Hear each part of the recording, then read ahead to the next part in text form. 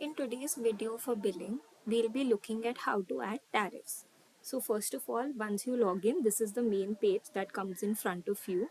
And from here, you just navigate to the tabs above to billing. Now under bills, once you click on it, you'll have to go to tariffs, and once I click on tariffs I can see there are already 4 tariffs currently added, and you can edit or navigate to these tariffs from here where you can activate or deactivate them, edit them. So by clicking on edit you can make minor changes and also view the history of such tariffs. So first of all, in order to add a new tariff to the system, you need to go to the plus sign over here on the right hand side, and from here you need to fill out only the fields that are marked with a red star, which are mandatory. So first of all, we'll add the charge name. So over here we'll add it as electricity 2, and under unit column it really depends on the kind of charge you're adding. So for electricity, like over here, we'll click on grid because the units for electricity we use as grid. Now for anything else, let's say for maintenance, an area unit is used because it applies to a certain area, or a fixed tariff is used whenever there is a charge relating to a fixed unit.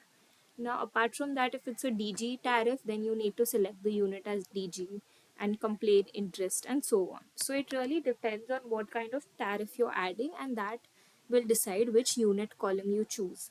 Like over here, since it's electricity, we'll click on grid as the unit column, and under charge frequency, since electricity we want it billed as per a cycle.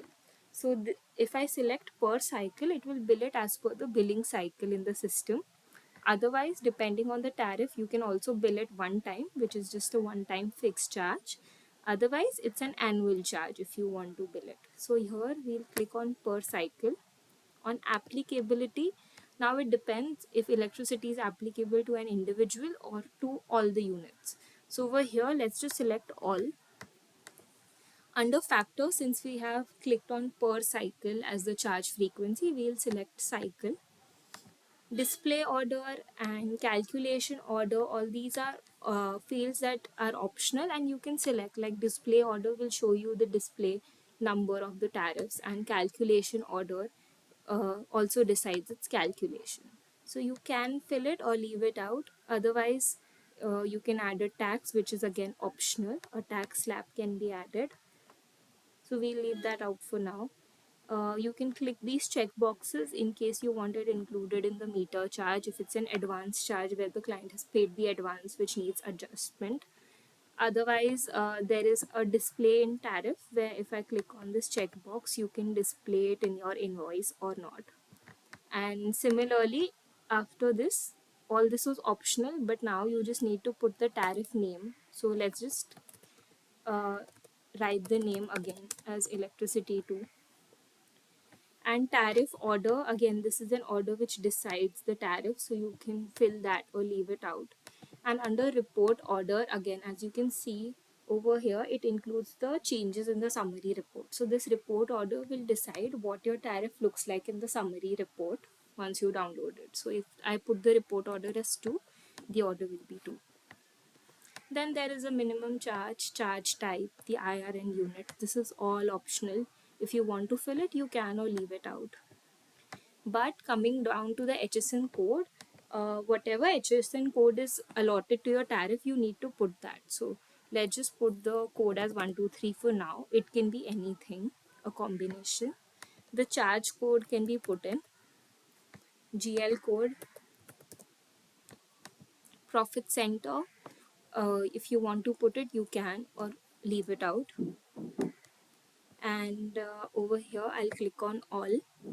And from all, now there is other ways you can do it. You can apply the charge to all units as a single charge. Otherwise, I can also click on slab and select, let's say, an adding slab. Then in case of an adding slab, I'll have to enter slabs. So if the charge is between 0 to 50 units, then we'll have to enter a certain charge and then subsequently add the next slabs. So in this case, you can add slabs and decide the different charges that apply to them. Otherwise, we can simply just select all and leave the slab-wise charging out. So if I select all and write my charge as 50, then the system will calculate it as 50 as the charge. And then I just simply need to save all this and my new tariff gets added. Thank you. Up after this, once it's added, you can just go back and you can scroll down to the already added charges and you'll be able to see now it has a new number, electricity to HSN code, order, charge, frequency, everything is given over here. You can activate, deactivate it, edit it again. So if I go back and edit, everything else can be changed. Yeah, this was all for adding tariffs. Thank you.